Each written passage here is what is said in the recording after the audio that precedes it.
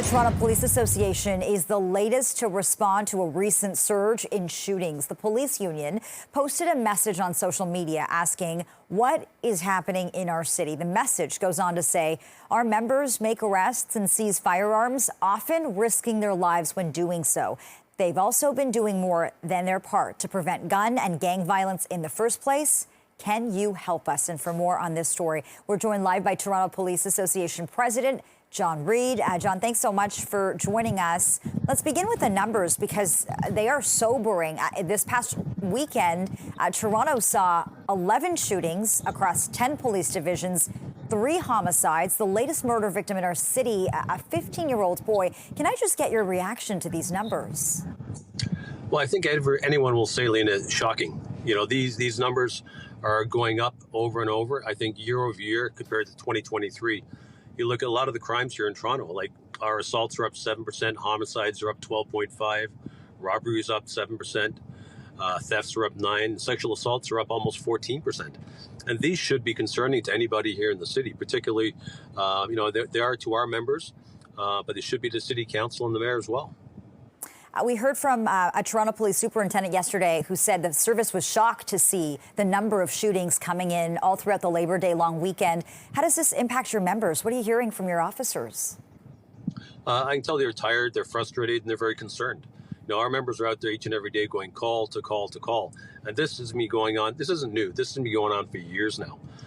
Now, unfortunately, I think, we've made some efforts and some advancements in staffing. But we need to look at the reality here.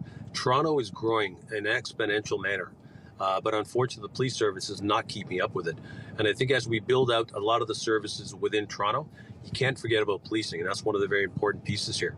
It takes a long time to get a police officer into a car from training. It's not a situation where you can just grab somebody and put them into a car. And we need to make sure we keep building that capacity. John, from a resources standpoint, do you have what you need? What more could help? No, what we need, quite honestly, more boots on the ground.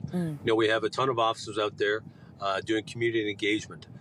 We have almost 700 incidents where we've actually tried to steer people away from gangs as far as referrals.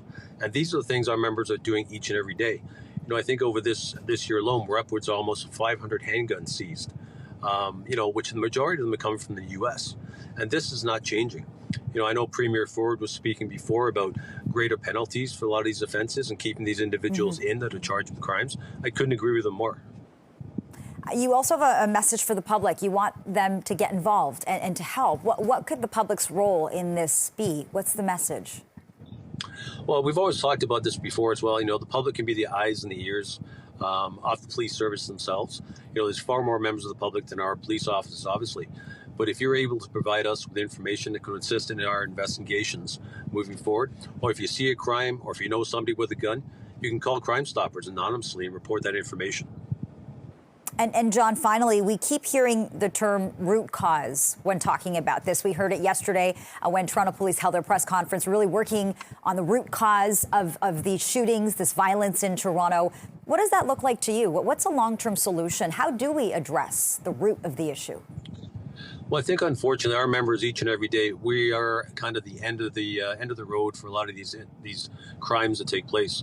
If we start looking at upstream solutions, things like jobs, housing, security for people, that will go a long way, I think, as far as stemming the tide.